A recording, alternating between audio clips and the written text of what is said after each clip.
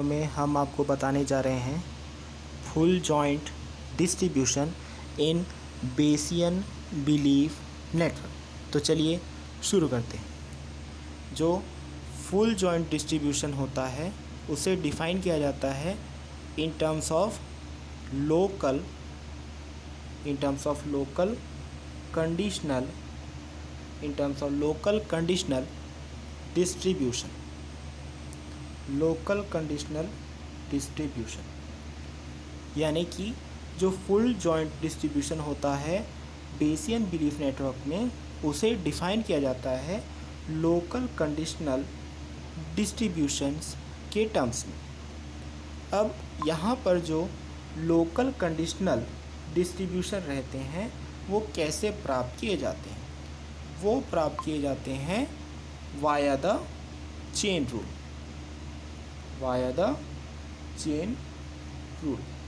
यानी कि full joint distribution को डिफ़ाइन किया जाता है लोकल कंडीशनल डिस्ट्रीब्यूशन के टर्म्स में। इस लोकल कंडीशनल डिस्ट्रीब्यूशन को ऑब्टेन किया जाता है चेन रूल के द्वारा। अब यहाँ पर फुल जॉइंट डिस्ट्रीब्यूशन के लिए एक इक्वेशन तरह का फॉर्मूला होता है जिसे हम आगे डिस्क्राइब करेंगे। तो चलिए एक बार बोर्ड को हम क्लियर कर लेते हैं ताकि हम फार्मूला को क्लियरली लिख सकें। तो फार्मूला कुछ इस तरीके से है, P x1 x2 dash dash dash xn equal. इसके बाद जो हम सिंबल यूज़ करेंगे वो सिंबल होगा कैपिटल पाई। वो सिंबल क्या होगा? Capital pi.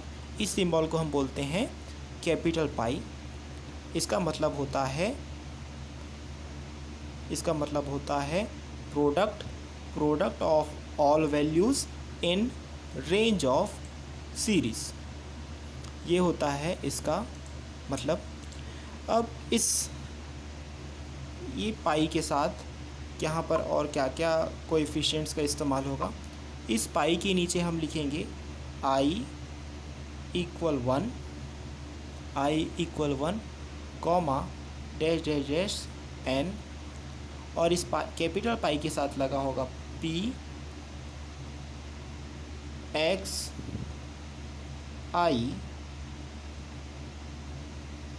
Bar p a x i bracket close again bracket close.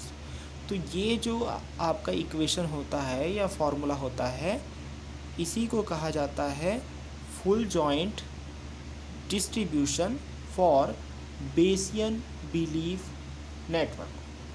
ये जो इक्वेशन होता है वो होता है full joint distribution in Bayesian belief network. अब इसको हम एग्जाम्पल के थ्रू कैसे समझाएंगे? तो एग्जाम्पल के थ्रू समझाने से पहले एक बार बोर्ड को क्लियर कर लेते हैं। अब अभी तक जो हमने पढ़ा है full joint distribution in Bayesian belief network, उससे रिलेटेड हम क्या देखेंगे? एग्जाम्पल्स देखेंगे। तो सबसे पहले हमारा जो सबसे सेंटर पॉइंट था एग्जाम्पल, इससे पिछले वीडियो में जो हमारा सेंटर पॉइंट था वो था अलार्म। क्या था? अलार्म था। और अलार्म किन किन कंडीशंस में रेज हो रहा था? पहला जो कंडीशन था अलार्म के लिए वो था आपका अर्थक्वेक, और दूसरा कंडीशन था वो था आपका बर्गलरी। यानी कि जब भी बर्गलरी होता था तब आपका अलार्म ऑन होता था। दूसरा, यदि अर्थक्वेक होता था तब आपका अलार्म ऑन होता था। और अलार्म ऑन होने के बाद यदि जॉन को कॉलिंग होती थी तो उसको हम लिखते थे जॉन कॉल्स, और यदि मान लीजिए मैरी को कॉलिंग होती थी तो उसको हम लिखते थे मैरी कॉल्स। तो ये हो गया एग्जाम्पल्स से रिलेटेड डायग्राम। अब इसमें क्या होगा? असाइनमेंट ऑफ वैल्यू होगा रैंडम वेरिएबल्स के लिए। इसमें क्या होगा? असाइनमेंट ऑफ वेरिएबल्स होगा, असाइनमेंट ऑफ वैल्यूज़ होगा रैंडम वेरिएबल्स के लिए। तो जो पिछला जो हमने डायग्राम बनाया है, डायग्राम बनाया है वो डायग्राम कुछ इस तरीके से है कि in the case of burglary, यदि बर्गलरी होगा या अर्थक्वेक होगा तो अलार्म रेस होगा। यदि अलार्म रेस हुआ तो आइदर जॉन के पास कॉल्स रिक्वेस्ट जाएगी और आइदर मैरी के पास कॉल्स रिक्वेस्ट जाएगी। अब आगे बढ़ते हैं। यदि ये दोनों कंडीशंस आएंगी तो हमको क्या करना होगा, कुछ असाइनमेंट ऑफ वैल्यूज़ करना पड़ेगा रैंडम वेरिएबल्स के लिए। तो यहाँ पर हम जो वैल्यूज़ ले रहे हैं वो कुछ इस तरीके से होंगी, b equal T, T for true, burglary equal true, next e equal T, earthquake equal true.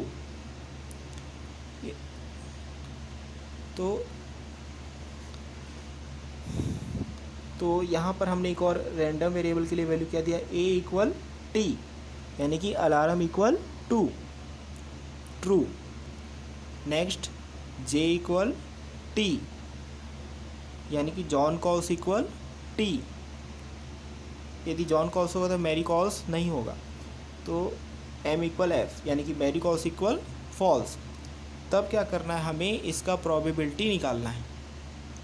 तो इसकी जो प्रोबेबिलिटी होगी उसको निकालने के लिए हम क्या करेंगे, हम कुछ इस तरीके से लिखेंगे,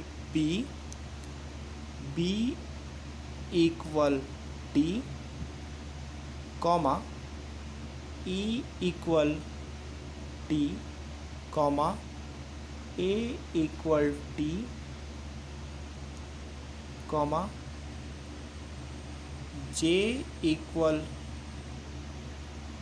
equal T, comma m equal f, bracket close. अब हम इसकी वैल्यूज़ को लिख रहे हैं। तो इसकी वैल्यूज़ कैसे निकाली जाएगी, इसकी वैल्यूज़ निकालने के लिए हम क्या करेंगे, हम एक इक्वेशन लिख रहे हैं जिसके बेसिस पे क्या होगा, प्रोबेबिलिटीज़ कैलकुलेट होंगी। तो ये प्रोबेबिलिटीज़ कैसे कैलकुलेट होंगी, ये होंगी कुछ इस तरीके से। हम लिखेंगे b equal T, p e equal T, p a equal T upon b equal T, comma e equal T, p j equal T upon a equal T, p m equal f upon a equal T. तो अभी जो हमने लिखा है उसे एक बार clearly समझते हैं। बर्गलरी ट्रू है, बर्गलरी इक्वल टू इसकी प्रोबेबिलिटी निकाली जाएगी। अर्थक्वेक इक्वल ट्रू, इसकी प्रोबेबिलिटी निकाली जाएगी। Alarm equal true, burglary equal true और अर्थक्वेक इक्वल ट्रू, इन सभी की जॉइंट प्रोबेबिलिटी निकाली जाएगी। John calls equal true, alarm equal true, इसकी जॉइंट प्रोबेबिलिटी निकाली जाएगी। Mary calls equal false and alarm equal true, इसकी जॉइंट प्रोबेबिलिटी निकाली जाएगी। तो इन सारे केसेस से हमको क्या मिलेगा, इन सारे केसेस से हमको मिलेगा full joint distribution in Bayesian belief network.